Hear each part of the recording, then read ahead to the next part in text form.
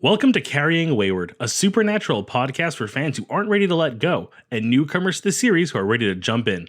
I'm Drew Schulman. And I'm Marie Vigourou. In this episode, we're diving into Supernatural Season 4, Episode 13, After School Special. And this week, we're joined by a special guest, licensed social worker Carol Ferry. Let's get this show on the road.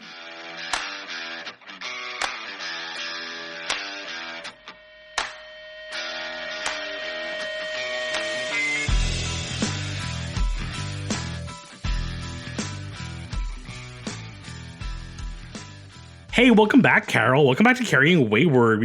Thanks for having me back. Let me reintroduce you for our listeners. Carol is a registered social worker, counselor, and a longtime Supernatural fan.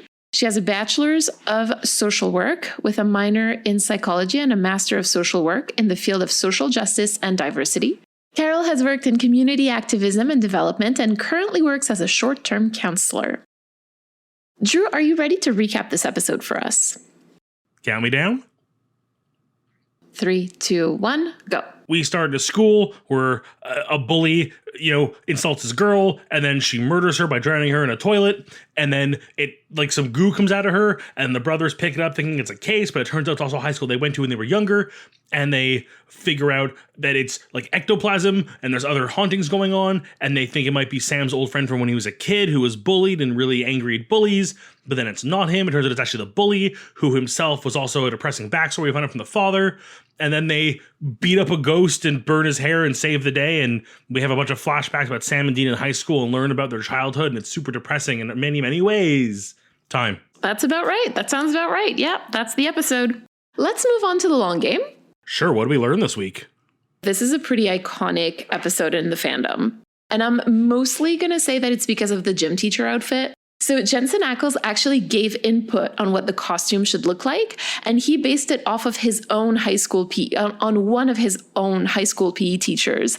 And they literally tailored the shorts for them to be as tight as possible on him. Why does that make so much sense? And the only thing it was missing was the really bushy, Magnum PI mustache, really. Every PE teacher I ever had was a woman. Yeah, there you go.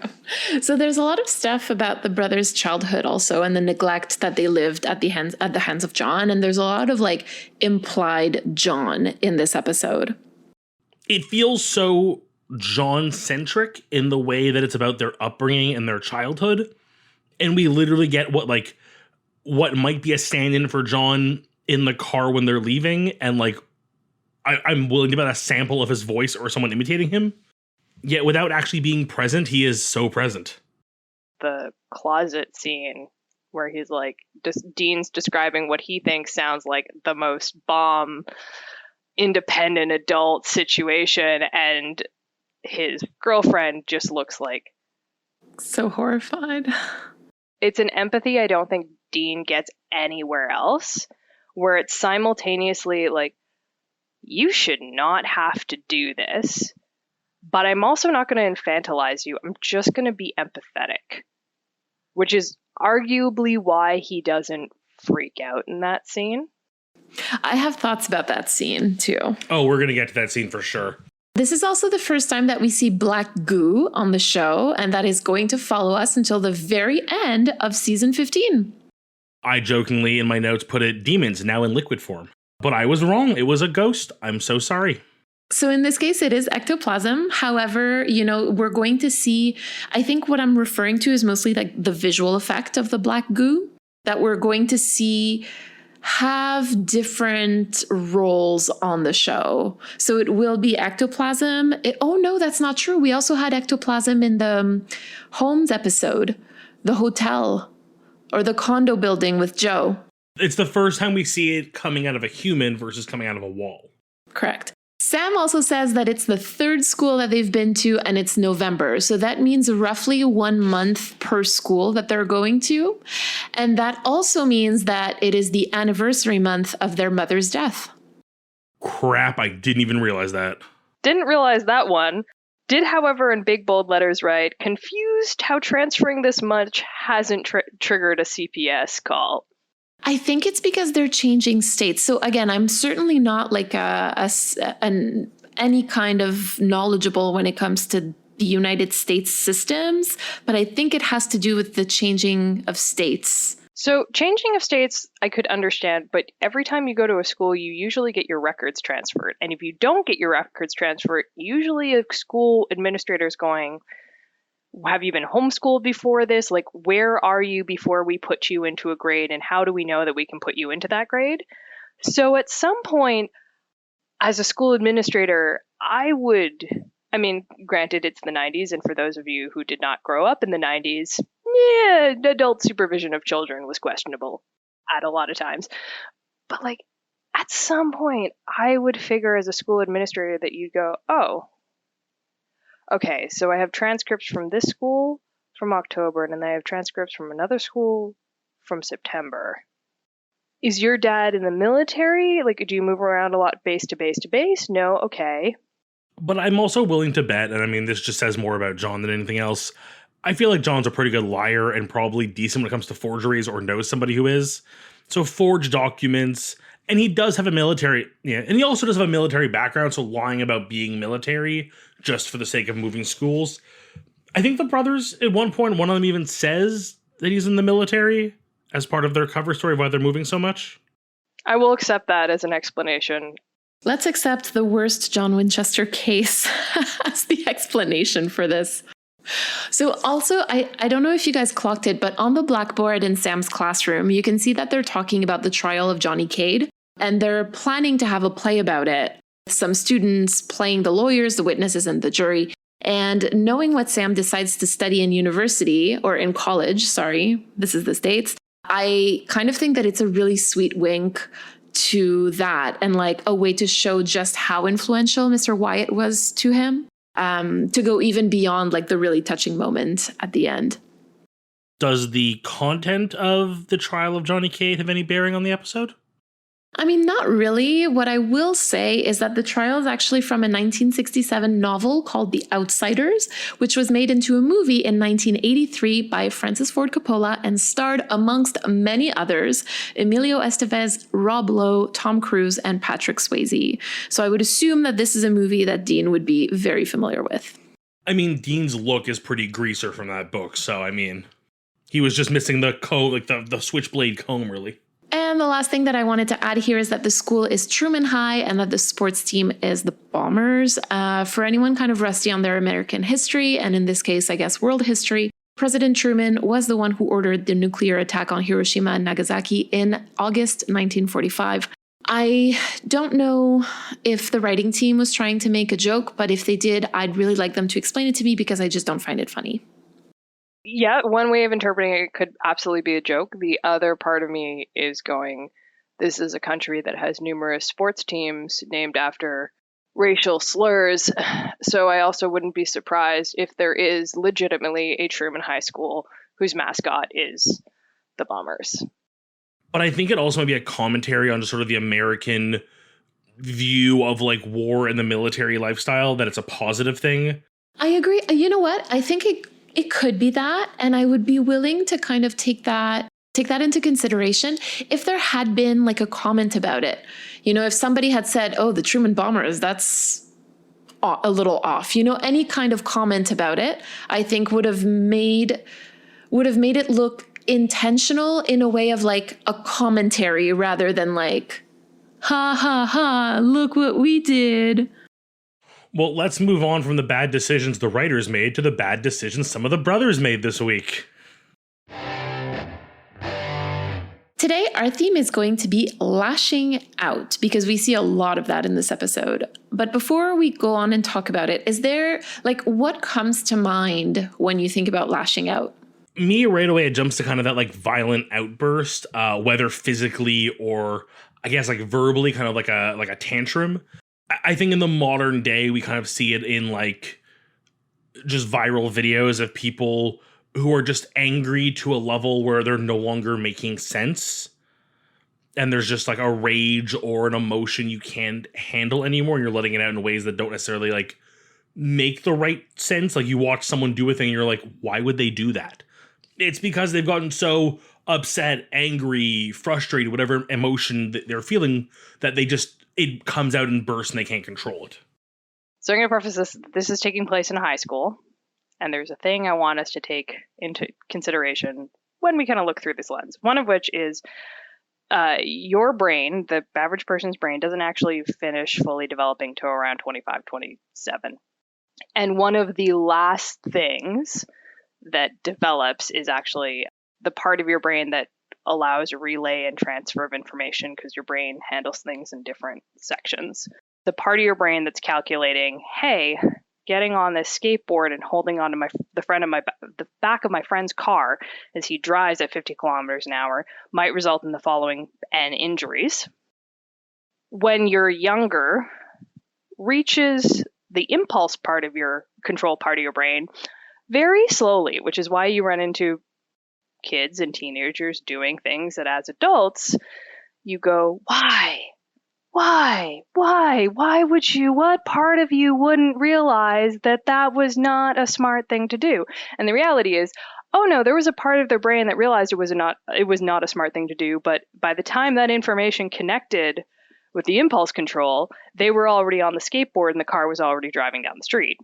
When we look at kind of kids and how they express their feelings, one of the skills that parents typically teach to children and teachers help teach to children is emotional regulation. How do I feel my feelings? What do I do with my feelings when they happen? And even with all the best teaching and patience, there's still going to be moments where the brain just doesn't act fast enough until you're older. I'd also point out, how old are Dean and Sam in the present part of this episode? Dean is 29 and Sam is 25.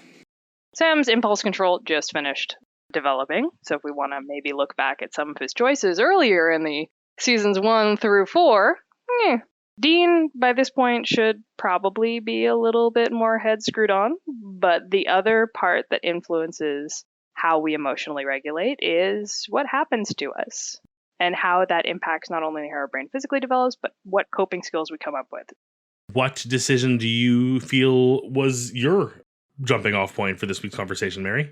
So the scene that Carol was talking about earlier, that to me is the starting point of Dean's quote unquote biggest decision, because in the present day, his decisions have very little to do with what actually happened, with the outcome of the episode.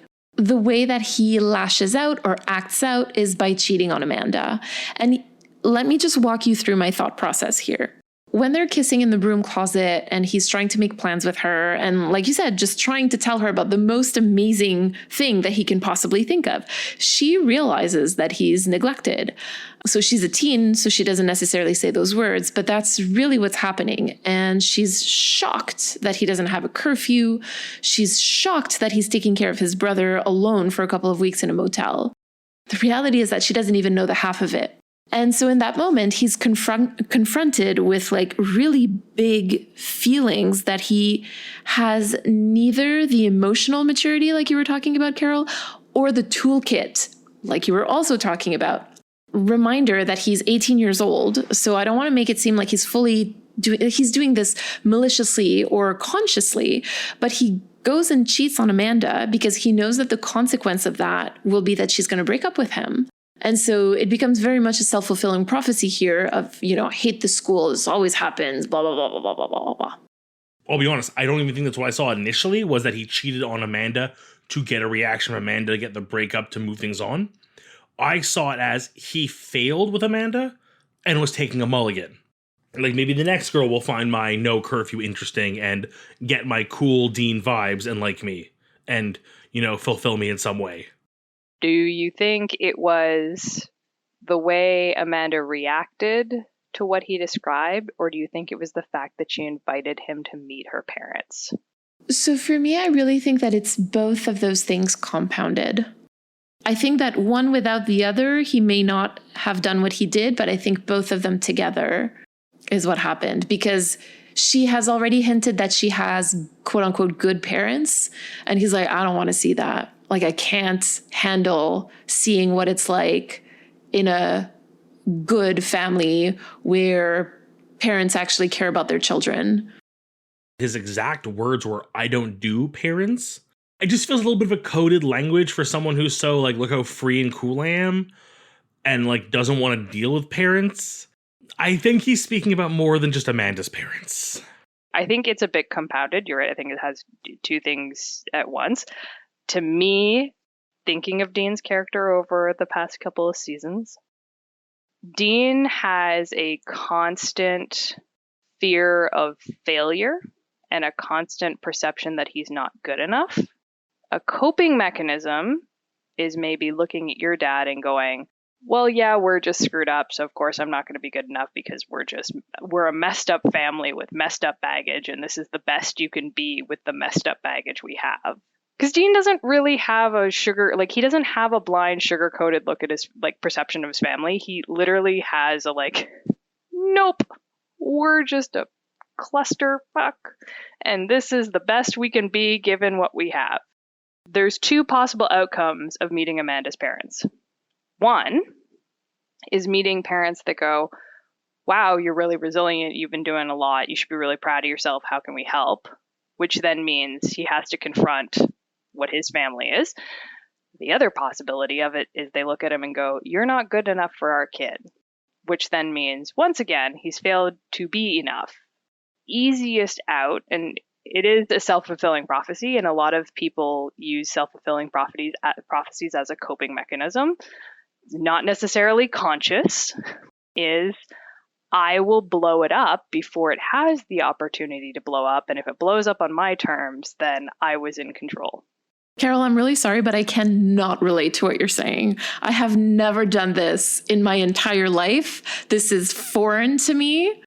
No, I mean, realistically, because I'm speaking very sarcastically, but that's not usually the tone that I like to have here, because it's so relatable, really. I get it. Self-fulfilling prophecies are a lot of the times a way of validating your world perception. And even if your world perception is destructive, if it's validated, at least some part of you is functional. I think that there's also a way for him to have or to regain some perceived control over a situation. Yes. And I will say that he has the potential to learn how to be out of control by being confident that the people around him are in control. I love how you were trying to describe this as a puzzle, and I'm trying to solve that puzzle being I have no idea what this is referring to, literally. I think you're right. And that demands trust in other people around him, which he doesn't necessarily have. I would argue the only person he trusts is Sam. And even then, especially this season. Oh, yeah, there's definitely some, as we discussed previously, kind of a lack of synchronicity between the two of them. And I think that's to help the audience understand that there is a little bit of a divide between them. And somehow I feel like the end of last week's episode that remains unresolved of him leaving with Ruby in that really nice yellow car might have something to do with that lack of trust. Yeah, it's almost like that lack of trust in Sam might have developed after Sam, left and in his perception abandoned him. And he thought they were on the same page, but clearly they weren't on the same page, which means that he wasn't as in tune with his brother as he thought. So, uh-oh. So for this week, I want to actually touch on something that Dean did. And I know normally we kind of look at the choices they make, but I feel like this was less of a choice and more of a reaction he had. And that was the way he reacted to being called out by Amanda post being caught cheating. He lashes out at the world and tries to cover up who he is. Essentially, Amanda has removed the mask and his coping mechanisms. I know I'm touching all of our previous themes here. It's a nice little web. But essentially, we have this Dean who is wearing this mask, who is literally being torn out of a closet, mind you, during this moment, being forced to face who he truly is underneath this facade he puts on. You know, at a certain point, I kind of referenced the idea, we see these viral videos and people freaking out, and we're all I can't imagine doing that. But when you are literally cornered, not literally in this case, cornered, and all you have are raw emotion, you have no idea what to do, you need to cover up as fast as you can. And anger is a really easy way to do that. Feelings are morally neutral. You're not a good person for feeling happy, and you're not a bad person for feeling angry. The feelings themselves are morally neutral. What happens, though, is we tend to conflate the feelings with the actions. So we then go, you're a bad person for experiencing anger because in anger, you yelled at this person and it's not okay to yell at people. So anger is bad. When the reality is the action is bad, the emotion is neutral. Emotion and behavior are two separate things. And this is actually something that my 8-year-old and I are working on really strongly right now, where sometimes he'll say things out of anger, which again, understandable. It's okay to be angry, but there's no reason to be mean to the person in front of you out of anger. And so there's a lot of validating the feeling that happens, right? Like, I understand that you're angry right now, but the way that you're speaking to me, the behavior is painful for me or hurtful for me. Is starting to get addressed now in more modern parenting, but wasn't necessarily always addressed, is what we tell kids is it is okay to be angry, and you get to be angry right now. What we need to do is find a way for you to be angry and express that anger that doesn't hurt the people around you and doesn't hurt you. And that's like the toolkit. So, keeping that in mind, I don't think the issue was Dean getting unmasked. I think the issue was two parts of Dean's identity came into contact with each other and they didn't make sense to him because, again, he's a teenager. So on the one hand, I can't believe I'm saying this, he's a teenager that saves the world by fighting monsters. And he's a hero. On the other hand, he's a piece of shit that cheated on his girlfriend, which is arguably not a heroic thing to do at all, or not arguably is what I meant to say there.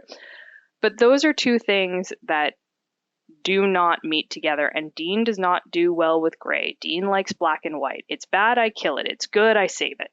So the concept that he can be both a shitty human being and a hero doesn't make sense to him, in the same way that for a lot of this series, he can't understand that my dad can be a hero and someone I love and I look up to, and he could be a shitty dad despite having done his best. Like, those two things can exist in the same person, which is something he is very uncomfortable with and he doesn't know how to reckon with, and he lashes out because what do? I have feelings, they're in my body, and I want them out. And there's nothing here that I can kill because unfortunately there's no monster in this high school yet, but I need it out somewhere. So I'm going to yell at the person who I perceived as having understood me for a split second in the closet and realizing how shitty it was that I had to parent my brother that clearly didn't know me, because if she knew me, she would have known I was a hero. Yeah, okay, sure, because you talked about all your heroics while making out with her in the closet.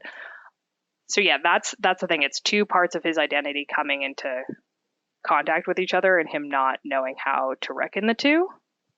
The flip side of that, since we're in this analysis mode, is the lashing out bit. Sam holds back from fighting Dirk not once, but twice.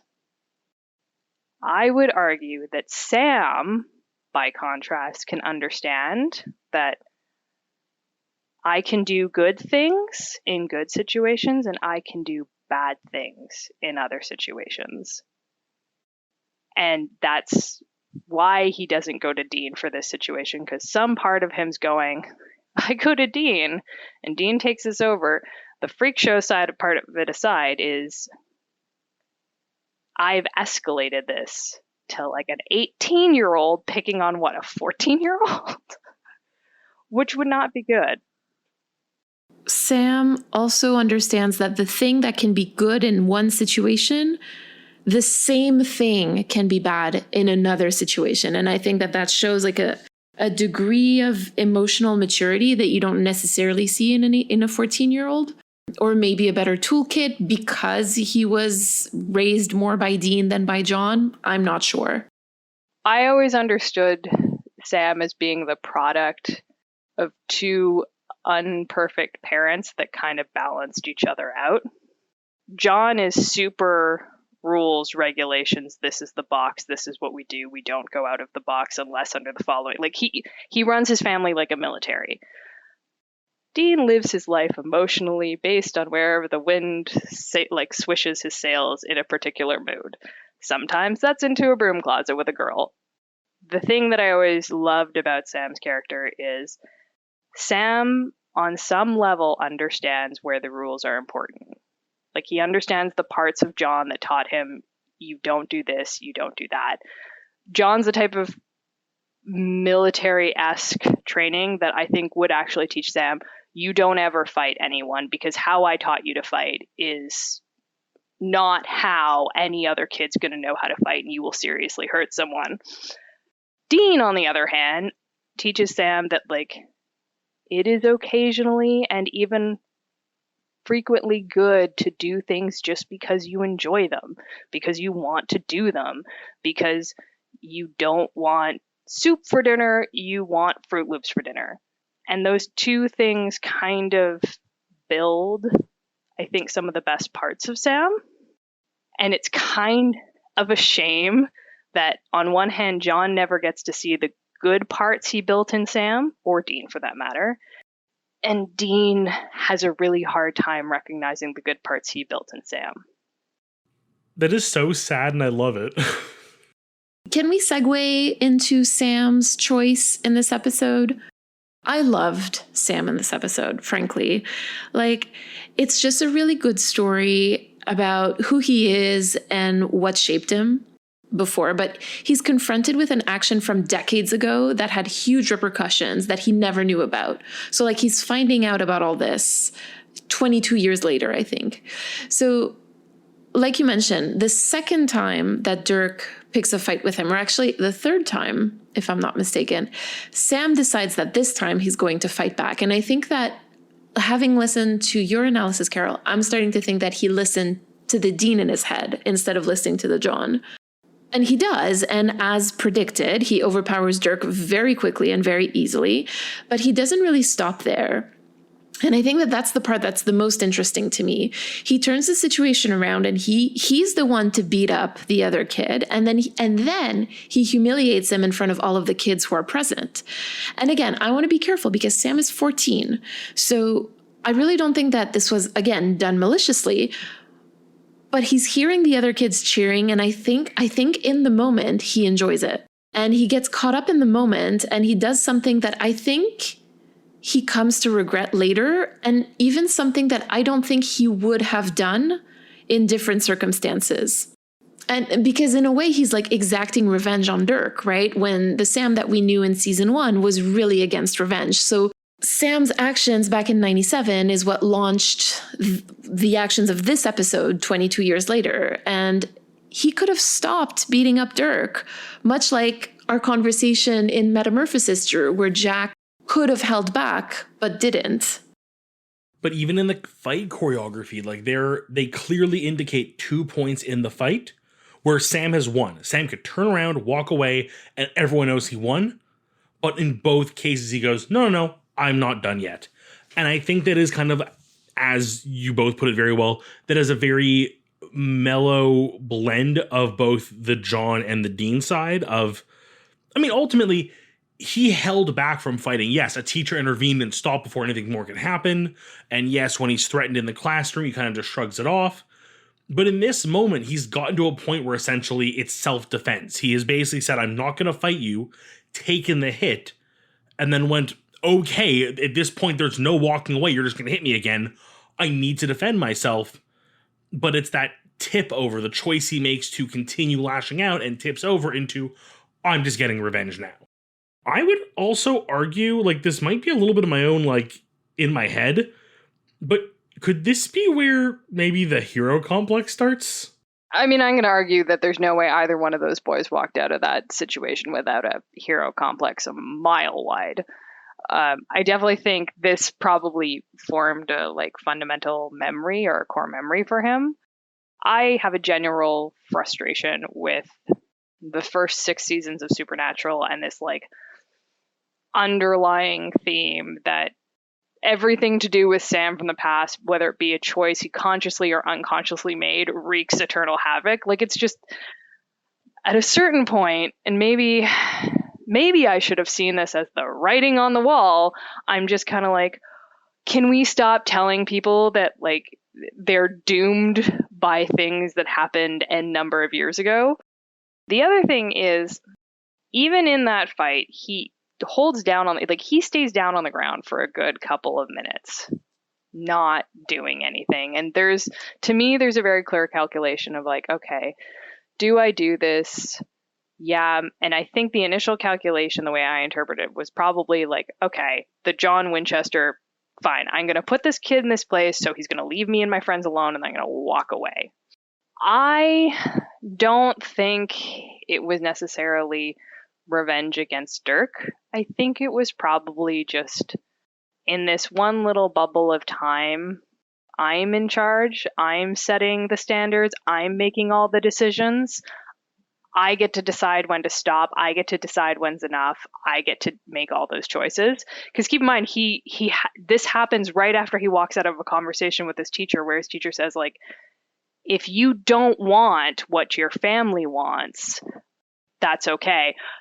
I'll talk about my opinions based on what I would do in this school based on that conversation and later. But I think that's part of it. And I think it actually mirrors Dirk, which is when you've been in a position where you felt very disempowered, like you have no control, like things are just happening to you. You desperately want to find control somewhere. When we're kids, those like what looks like control and what gives me a sense of control is not always like a straight line or logical. So to Sam, in that moment, he got to control everything. He got to make the decisions. He was in charge. And I think for Dirk, it was everything has been happening to me. And at school, I get to make things happen. I get to decide how things go. That is where my power comes from. And this is not to say, because I see this happen a lot, and this is probably very poignant, mental health used as a reasoning and excuse for very violent acts. And there is a very, very big difference between lashing out in anger like Dirk does, where you can see he's looking for a reaction, and writing a manifesto with a plan because so-and-so wouldn't go to prom with you. Those are two very different things, and I don't ever want them to be equivocated, because far too often I see this particular narrative of mental health issues being used to explain. And I wish I had a clip for it, because there was a very interesting comment on social media where someone was like, teenager at a high school was like, we're not friends with these people because from the moment we meet them, something about them scares us. Too often the responsibility of correcting that behavior gets pushed onto other children. Make friends with him, help her, she's being bullied to you, but if you were just making, like, that gets pushed onto kids, as opposed to the adult in the room, the school, the bus, stepping in and going, hey, this isn't okay. If this is you trying to process something, then we will deal with that over here by talking.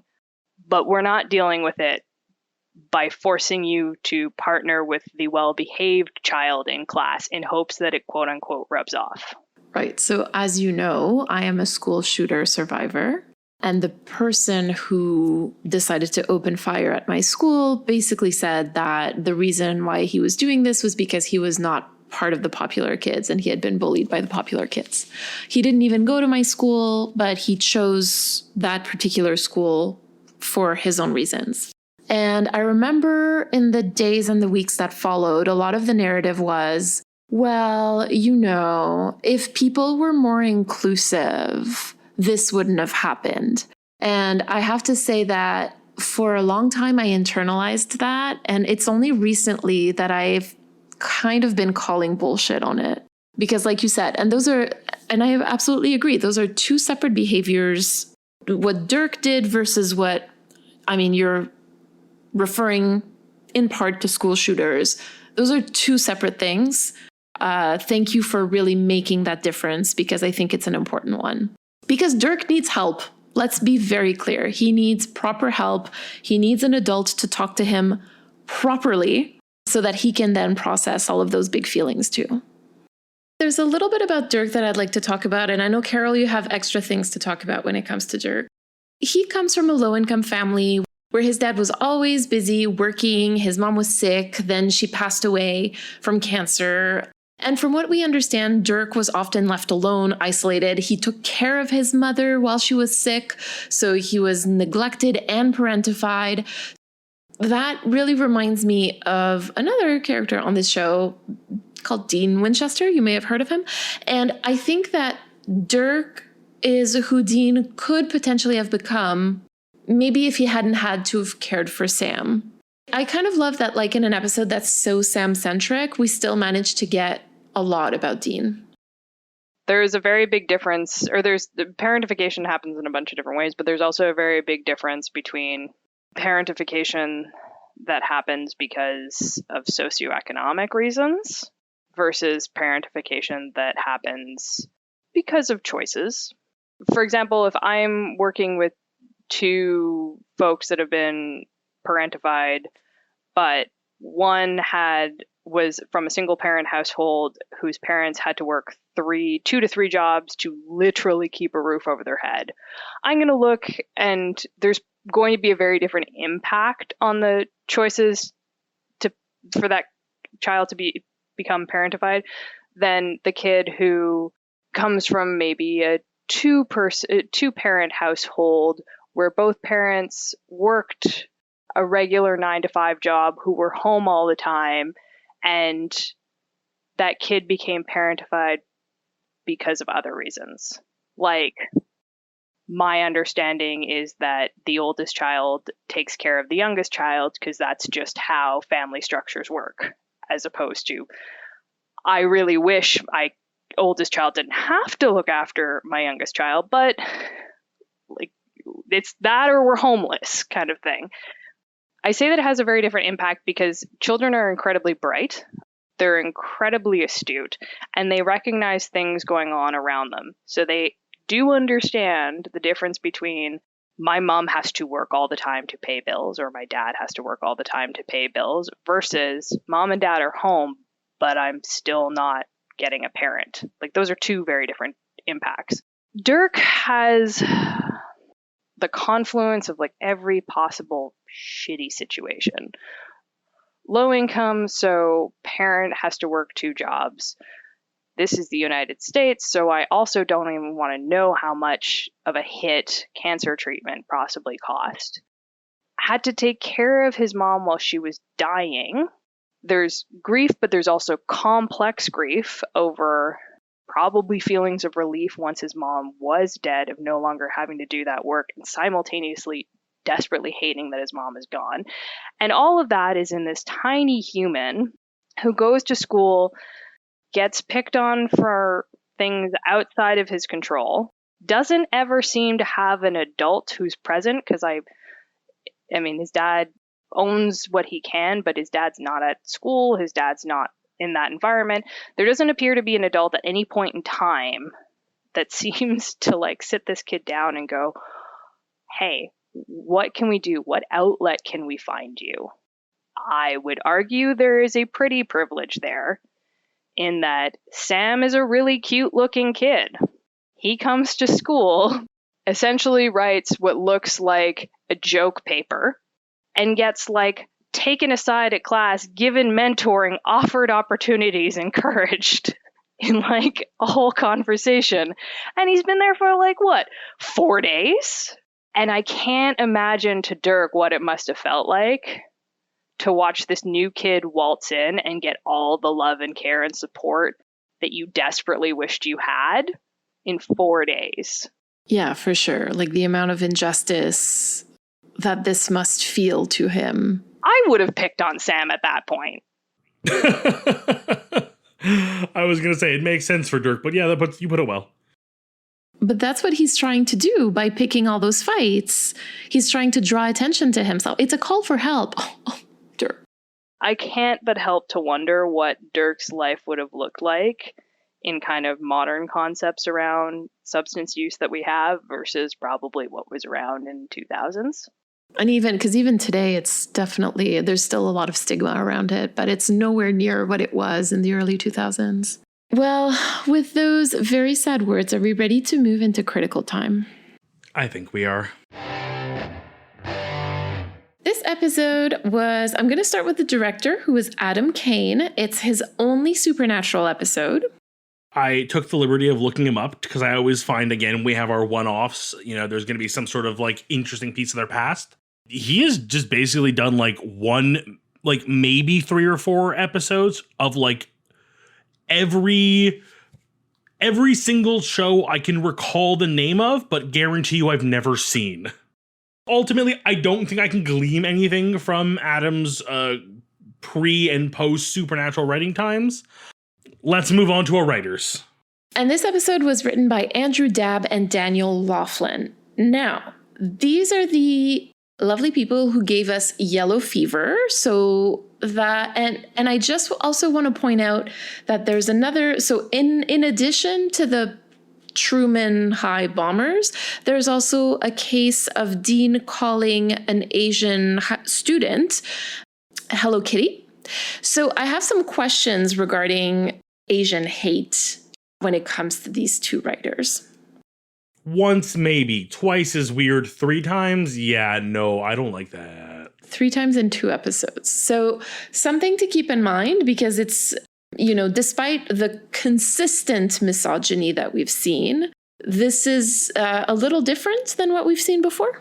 Yeah, I'm also going to say that these writers don't exactly have a great status on consent over their writing history, keeping in mind that Dean literally says in this episode, 3 of the cheerleaders are legal.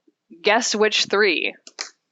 So we've talked about this before, and I don't know if you agree, Carol, but to me, like, this is just the writer's room being absolutely fanatical about making Dean seeming horny at any cost, even if the cost is to make him look like a predator, even though we know that given what he's lived, he would not accept anybody taking advantage of children, even 18-year-olds. The joke was more important than consistency in the character and the world. Yes, because I'm going to point out that one of the key reasons why he doesn't pursue anything with Jo is because he perceives him pursuing her as being corrupting and not good and damaging and all of these things that, with her particular story, scream of a lot of paternalism. But at the same time, it's like, I don't understand how you can flip from... Actually, no, that's a lie. I do, because it's misogyny. I do understand. Because it happens all the time. It happens all the time. Now that you know like, that I say shit. But yeah, there's just... You'll notice this a lot, Drew. There's even stuff Sam does where I'm just like, what? Like, where does... In what universe? Yeah, no, I feel like we had a moment with Sam, like, fairly recently where I was like, what a weird out-of-character thing for Sam to do, and it really just was, like, to serve a scene, a joke, or something. Oh, you know what it was? It was when he wakes up after the sex dream.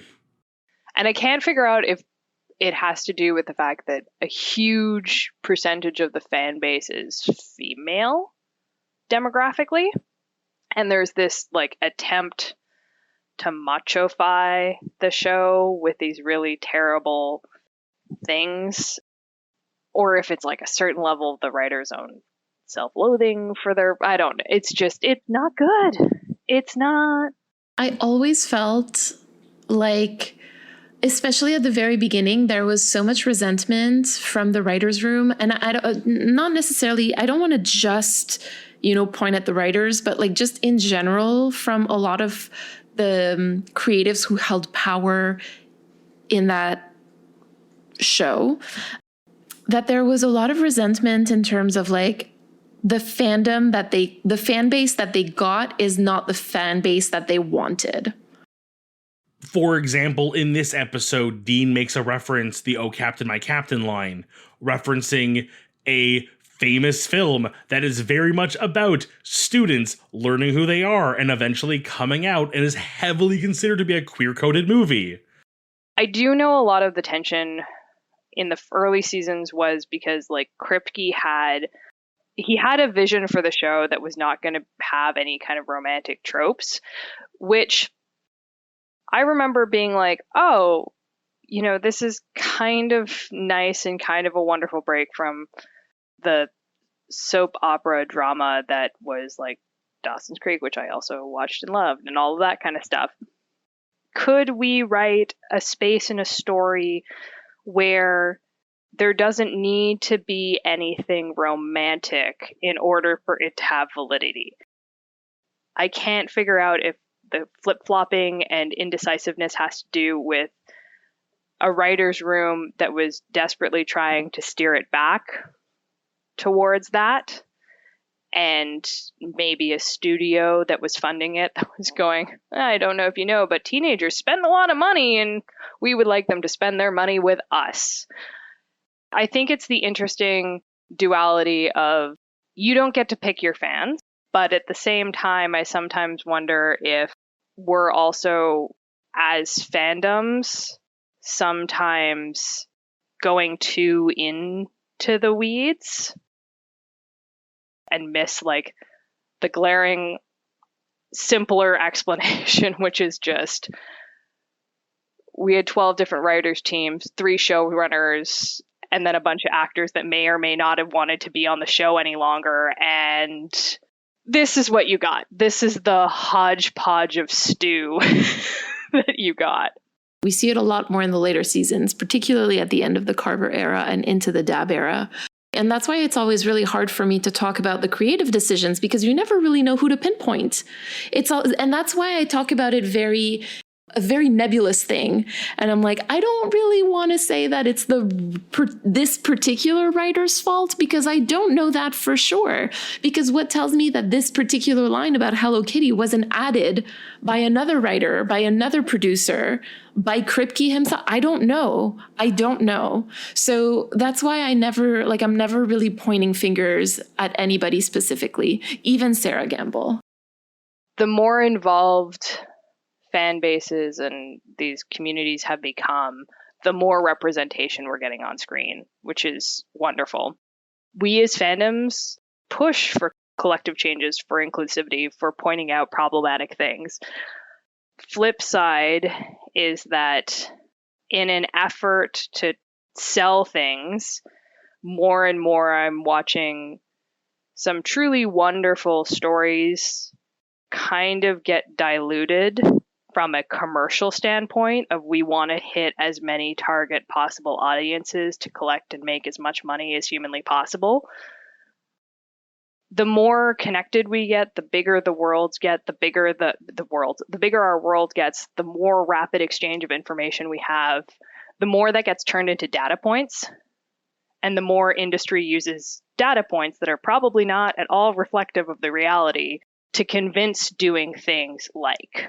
To a certain degree, that's also what happened, because we know that in the early seasons, the show was not always sure to be getting renewed, right? You know, this whole five seasons, he had a plan for 5 seasons is actually a myth. He didn't have a plan for 5 seasons. He had a plan for 3 seasons to begin with. That was it. So like there's this myth around like, oh yeah, they were going to do 5 seasons. No. Every season that they got renewed was a gift for them. They didn't know one season over the next if they were going to get renewed. And so the only part of the reason why they did is because the fan base was so active and so vocal. In response to that, they opened the door to letting people in a lot with the conventions, with this, with that, and that then has effects still to this day. Fandoms help propagate new stories, push forward inclusion and diversity, and then capitalism turns that work into data points, and stories get built off of the data points, not off of the actual feedback and general direction.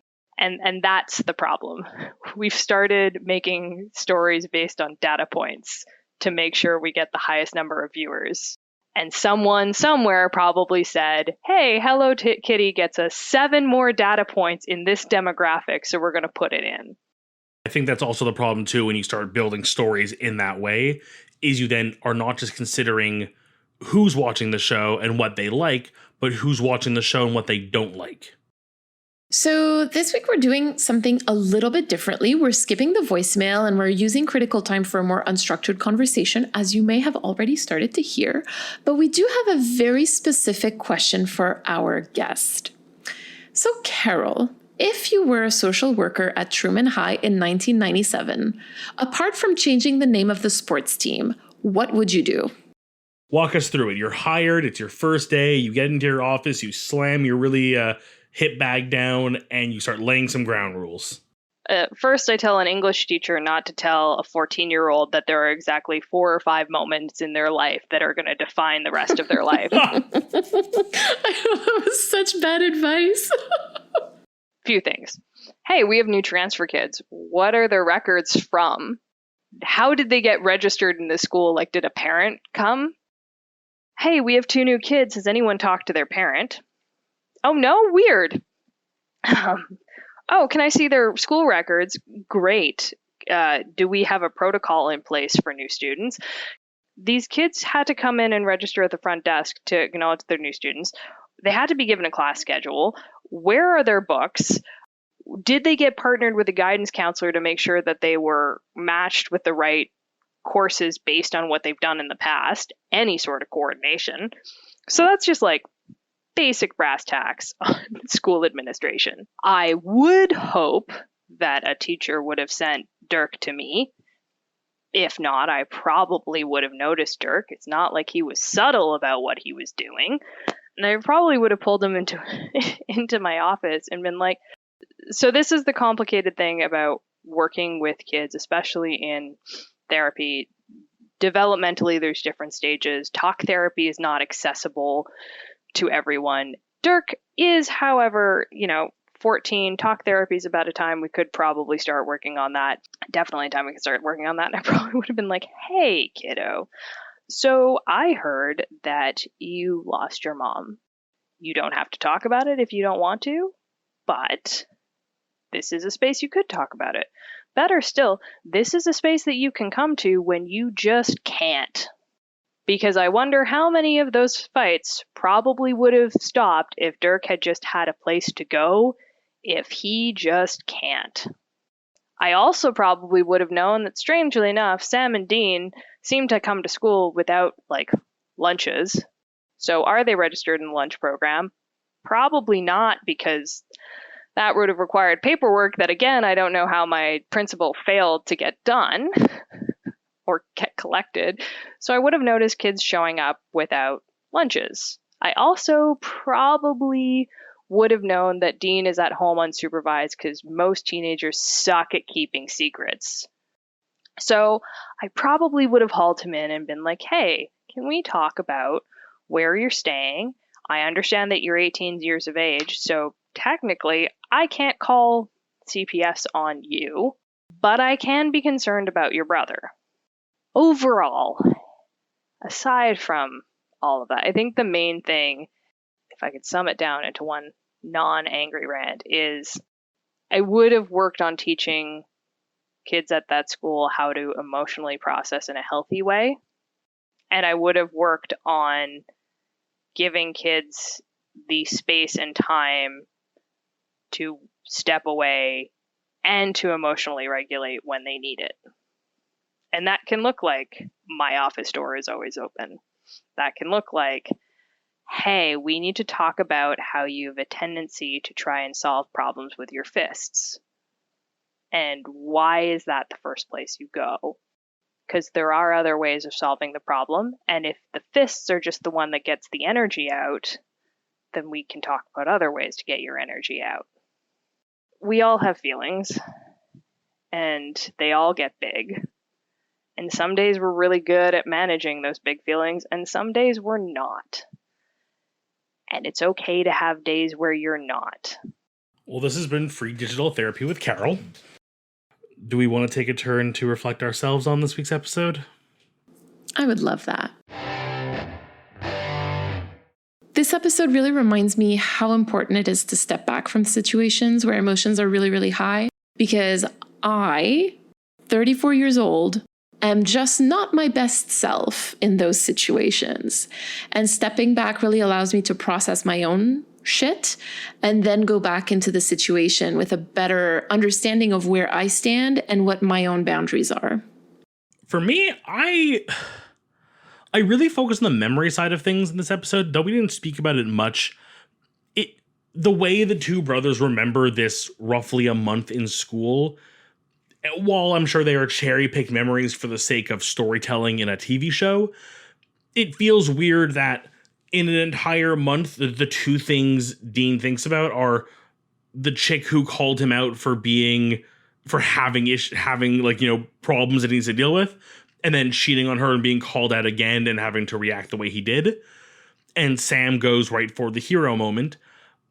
I think it just reminds us that memory can be fuzzy and details can be lost, whether we focus on the good and forget the negative or vice versa in a lot of cases.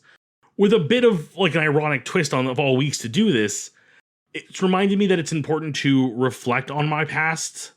The best way to do that, to focus it for me, has always been writing, which I used to do a lot more and haven't recently, until I was encouraged to do so for this show with our lore segments. And while this week didn't have one, they've been a great exercise and have led me to a lot more enjoyment in writing again. And it's a good exercise to write and remember and journal and diary. So I'm using that as my call to action to keep writing a bit more. The way that we understand memory, our memories from our own past, like changes through time, because the context in which we are today means that we'll understand a memory differently than we did a couple of years ago. And that's totally normal. And it's the way that like we integrate this story into who we were, but also who we are today. And so the story can slightly shift because we process it differently as well.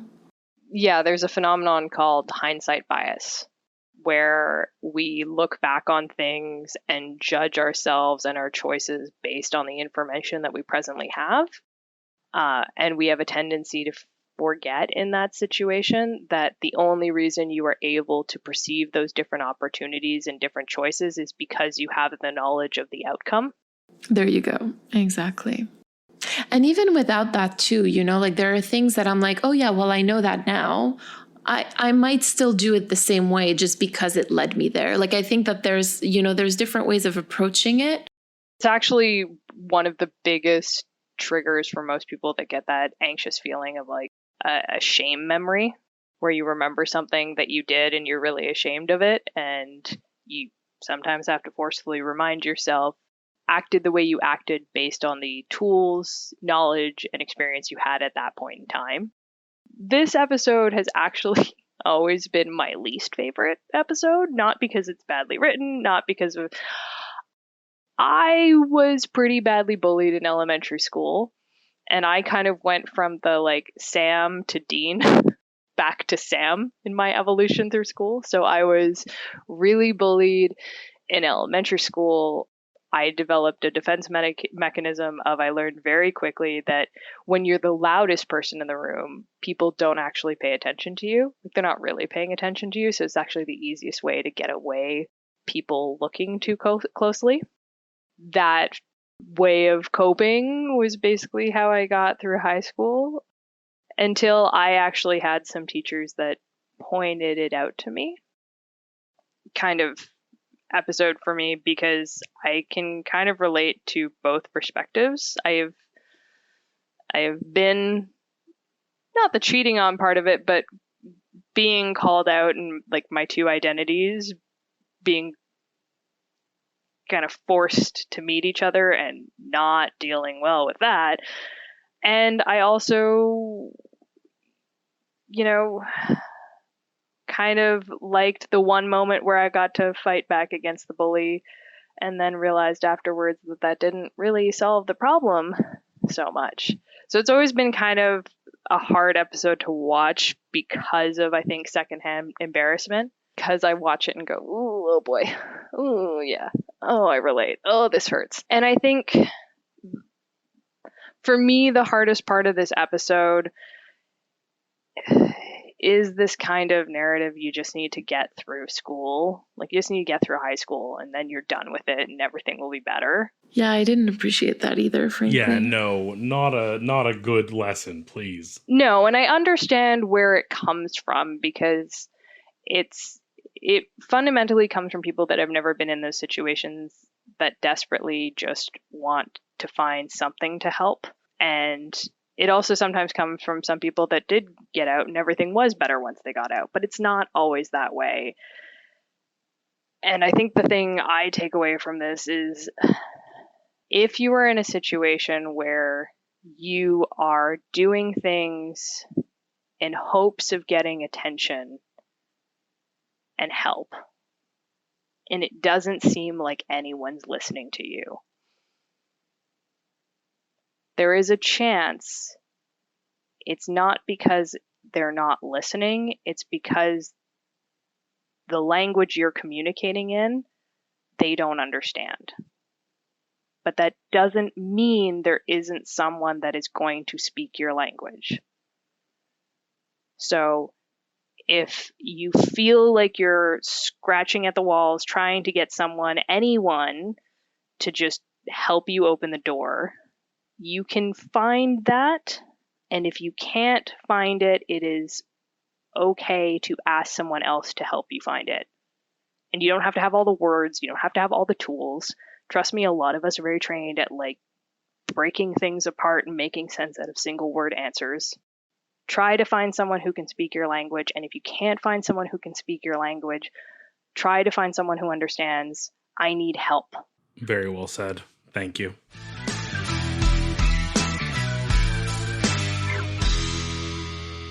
You've been listening to Carrying Wayward, a supernatural podcast produced by Rochelle Castellano, hosted by Marie Vicou and myself, Drew Schulman. Thank you to our bunker patrons, Katira, Michelle, and Al for their generous support.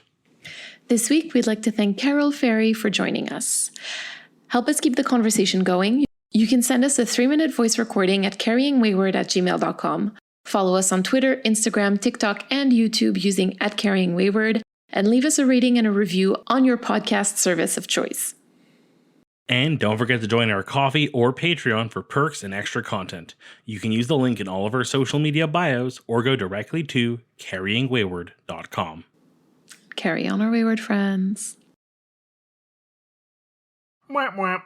We're all recording? Okay, great. 3, 2, 1. Do we want to do it again just in case? Let's do a second one just for safety, but I think it was okay.